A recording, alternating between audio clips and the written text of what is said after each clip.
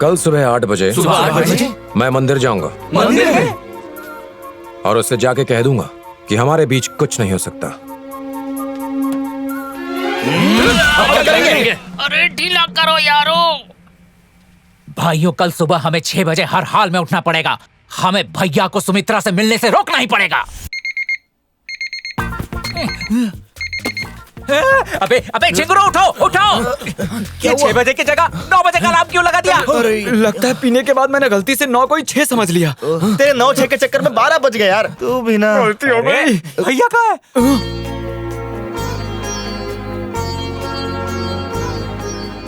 प्रीति, इन मूर्तियों का अलग मत करना। क्यों, क्या हुआ सुम्मी? बिना अलग किए ही इन्हें साफ कर दो ना प्लीज। अरे लेकिन सुम्मी, अगर ये मूर्तियाँ अलग होगी ना तो ये अच्छे से साफ होगी। नहीं, राम, लक्ष्मण और सीता एक साथ में कितने अच्छे लग रहे हैं। इन्हें अलग करने का मन नहीं करता। एक काम करो, तुम कुछ और कर लो, इसे मैं साफ कर दूंगी।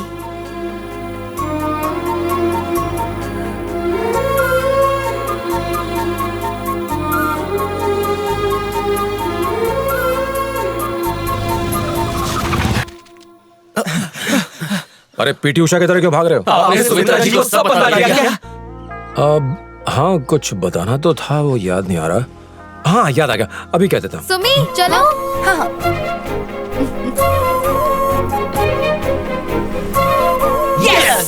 क्या होगा सबको? आ गई थी। सबको एक साथ? 7 सोए थे ना, इसीलिए कोरस में दर्द हुआ। भैया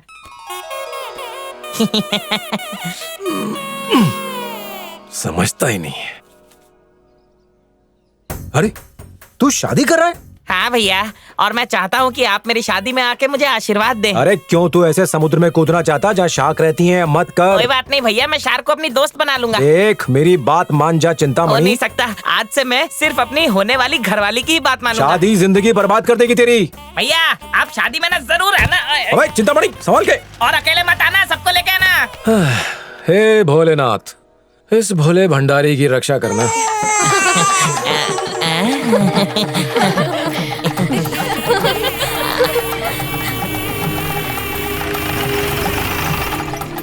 देखो ना। अरे भैया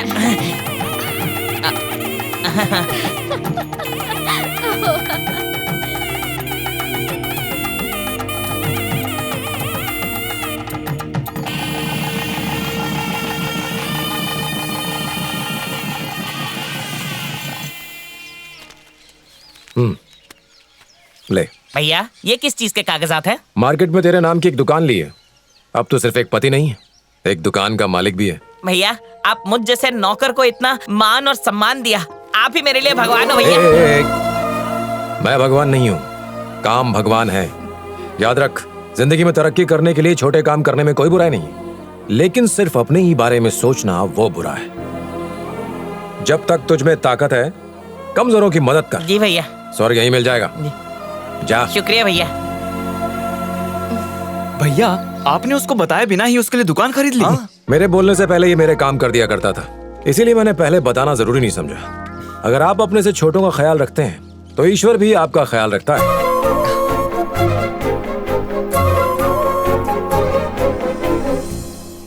यहाँ पर बदला, उसको यहाँ पर लगाया और इसको उधर कर दिया। अरे राजन का ऊपर बुलाया है। हाँ। शंभू, हर साल की तरह इस साल भी लोगों का मनोरंजन करने के लिए कलाकारों को बुलाया है कि नहीं? हाँ, सब इंतजाम हो गया है। बेटी का फोन है।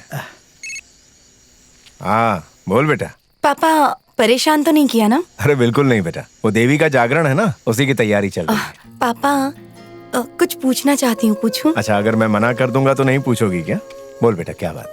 आज तक आपने मेरी कोई बात नहीं टाली, तो क्या अभी जो मैं कहने वाली हूँ, मेरी वो बात भी आप नहीं टालेंगे ना? दरअसल मैं यहाँ किसी से मिली हूँ और वो मुझे पसंद है।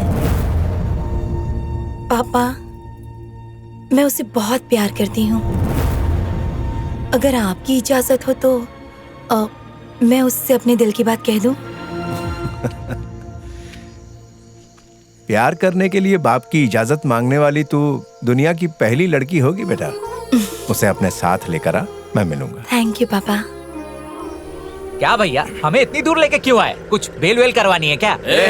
अरे मुझे लगा कि बेतुल्ला से जो लड़ाई हुई उसके लिए किसी को बेल करवानी है, इसीलिए हम सब जा रहे हैं। और क्या? सुमित्रा ने मुझे यहाँ बुलाया है। मैं उसे साफ साफ बता दूंगा कि हमारे बीच कुछ नहीं हो सकता। तुम सब यहीं रुको, मैं आता हूं।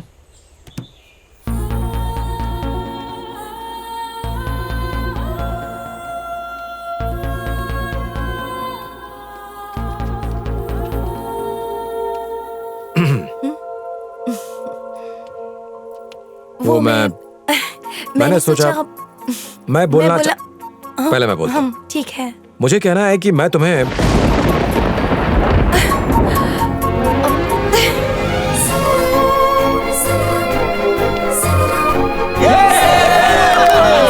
मैं तुमसे बहुत प्यार करती हूँ और तुम।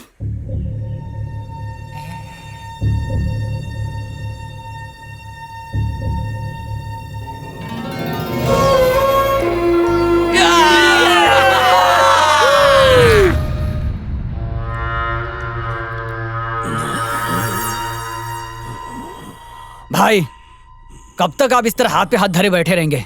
आपको जल्द से जल्द कोई ठोस फैसला तो लेना ही होगा।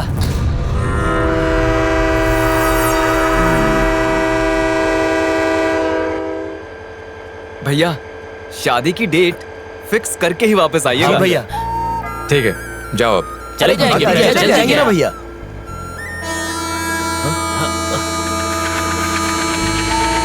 बाय भैया। अरे तुम लोग गाड़ी के साथ क्यों भाग रहे हो? ए कामिनी, जल्दी भैया, भाभी के बाद ये आपके घर की होने वाली दूसरी बहू होगी। नमस्ते। अरे ये कब हुआ? ए पूजा भैया, और ये देखो, ये मेरी वाली है। क्या तूने भी? नेहा, आजा। हाय, नमस्ते। भैया, ये मेरी वाली है। अरे नेहा, तुम भी? तो मेरी पीठ पीछे तुम ये कर रहे थे? बाय भैया। ख्याल रखना अपना। देखो ना, इतने कम टाइम में नेहा को उससे प्यार भी हो गया। अच्छा, तुम्हें नहीं हुआ? नमस्ते बेटी। ओह नमस्ते, कैसे हैं आप? मैं ठीक हूँ बेटी।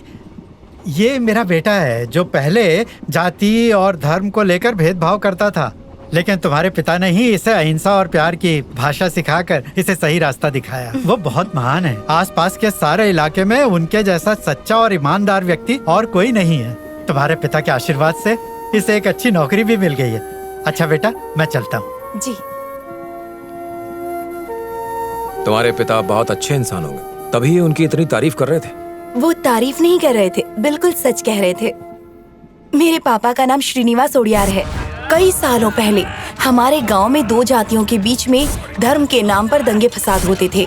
छोटी छोटी बातों पर लोग एक दूसरे को मार देते थे। रुक जाओ। मेरे पापा ने उन सबको समझाया कि ये गलत है और मेरे पापा की बात मानकर उन सब ने हथियार डाल दिए।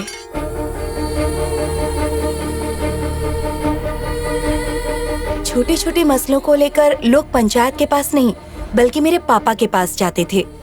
आसपास के गांव में मेरे पापा की बहुत इज्जत थी, लेकिन मेरा भाई श्रीकांत ओडियार, उसका स्वभाव मेरे पापा से बिल्कुल अलग था।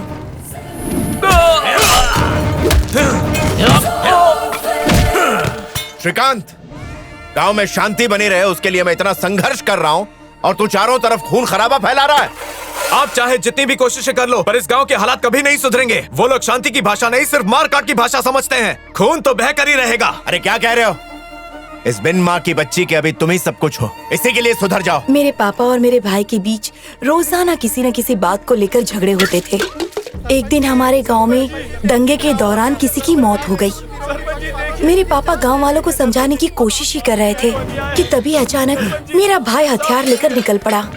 पापा ने उसे रोकने की बहुत कोशिश की, पर वो नहीं रुका।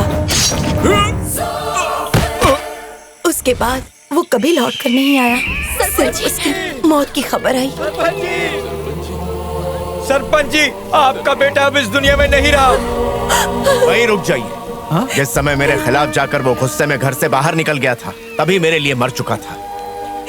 लाश को घर में मत लाइएगा, जला दीजिए आप सब मिलकर।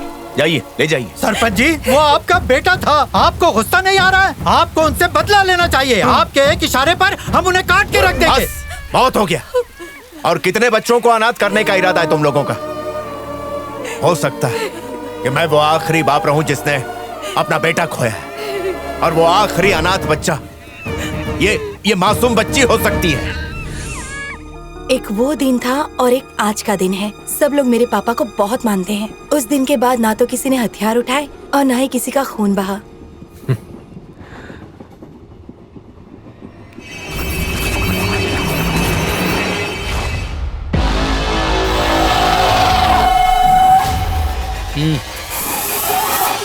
अगर सच कहूँ तो तुम्हें पहली बार देखने पर ही मुझे लगा कि तुम तो बिल्कुल मेरे पापा की तरह ही हो, जिसको हिंसा में यकीन नहीं है। और इसीलिए मैं तुम्हें पसंद करने लगी। सुमित्रा, उठो। पर क्यों? बाद में बताता हूँ। अरे पर बात क्या है? चलो मेरे साथ। कहाँ? अरे पर अचानक क्या हो गया?